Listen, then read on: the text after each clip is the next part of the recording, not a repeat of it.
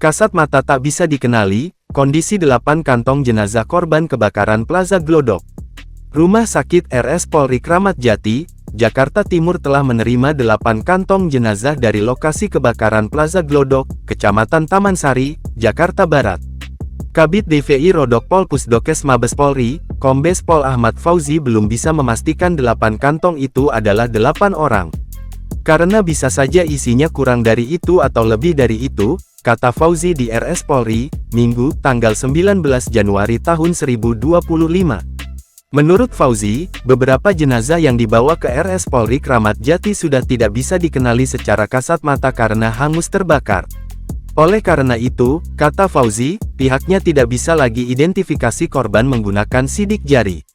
Ya mungkin saya enggak tahu, mungkin ada jenazah yang bisa diselidiki pakai sidik jari karena proses pencarian korban kan masih langsung ya, jelasnya.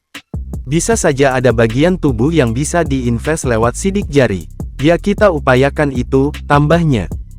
Sebelumnya, tim DVI RS Polri Kramat Jati Jakarta Timur menerima DNA ke-13 dari keluarga korban kebakaran Plaza Glodok, Kecamatan Taman Sari, Jakarta Barat, Minggu, tanggal 19 Januari tahun 2025. DNA itu diberikan oleh keluarga korban guna mendalami identitas jenazah korban kebakaran karena sulit dikenali karena hangus terbakar. Jadi ibunya atau keluarga kandungnya tadi datang ke sini untuk kita ambil sampel DNA, ujarnya di RS Polri, Minggu.